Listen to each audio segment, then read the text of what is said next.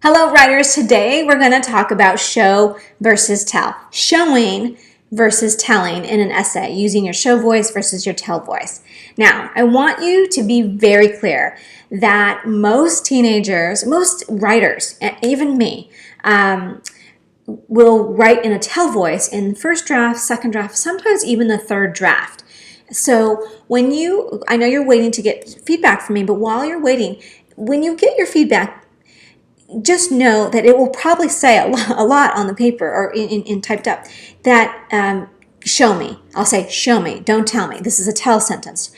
Describe it for me, things like that. So don't feel bad because most everybody is going to get that same feedback. So if you can really take away some lessons from this whole notion of show versus tell, you're really going to see your essay go from good to better to even to the wow. Okay, so this is an important lesson. So let's get right to it.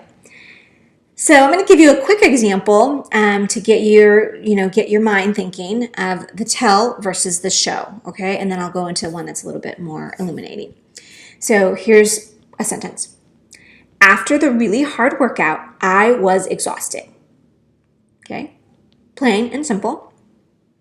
A better way to show that is this. I placed my hands on my knees to catch my breath and wiped away the sweat pouring down my face. The 9-minute mile was my new personal best. Okay. Even without that second sentence, now the second sentence provides the context and knowing that this is a runner and they just finished a run, right? But even the first sentence, I placed my hands on my knees and to catch my breath. Now we're moving from just telling the reader I was exhausted to showing what exhaustion looks like for me, for the writer, right? So for you, what does that look like for you? What does happy look like? What does exhausted look like? What is angry? What is sad? What does that look like for you when you're describing it in your essay? All right?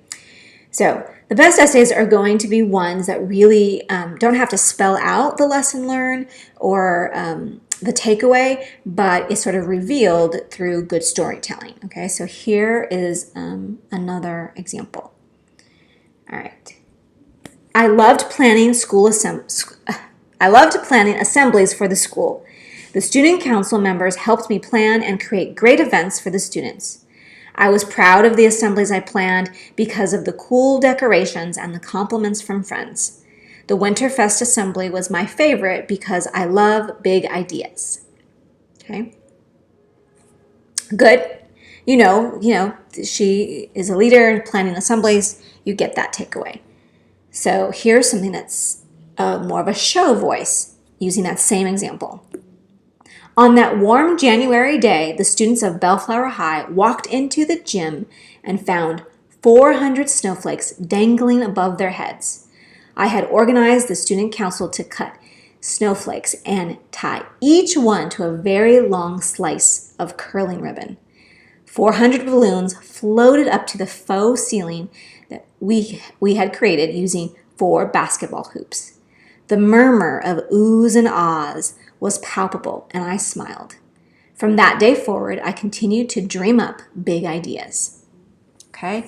So you can see here that, and what I just read to you is probably like a second or a third draft, and we can even make it better with a better show voice, taking out some of those, some words that are unnecessary. But you get the idea. So the oohs and ahs, that's sound, right? Hearing, right? So think about the 5 senses. So when I look at this and what I just read to you, I can see the curling ribbon.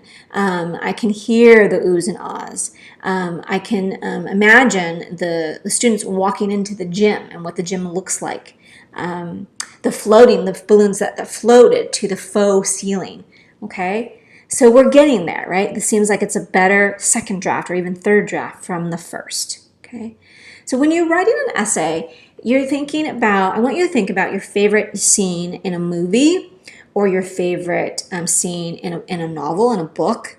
And really, when I think, I'm a movie person, and when I think about the movies that capture and engage me in a particular scene, that's the scene. I can like close my eyes and I can just picture that. I can go right back to that scene. I think about movies like Jerry Maguire or The Notebook or Casino or Goodfellas or The Godfather, certainly, right?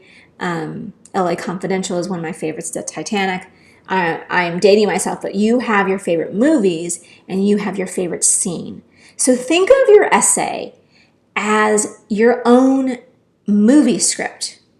And what is the one scene, in this case 4 scenes, of your movie that you're trying to capture? Because remember, the essay is less about what you say. It's less about the journey of your life, but more about how you capture certain moments of your life.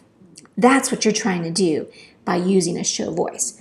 So what I want you to do is start to think about, even before getting feedback from me, really think about those bullets using the 5 senses. If you go back to your what, why, and memory, your sheet that we created, that we first created before you started writing, go back to that and really look at your why and your memory that goes with that, and give me some bullets that use the 5 senses that help describe that memory and show the reader what it looked like, what it feels like, what it smells like, that kind of thing. Okay? So that is your lesson on show versus tell. I hope this is helpful, and I can't wait to get your feedback, get you your feedback from me, and get you going to the next draft. All right, have a great day.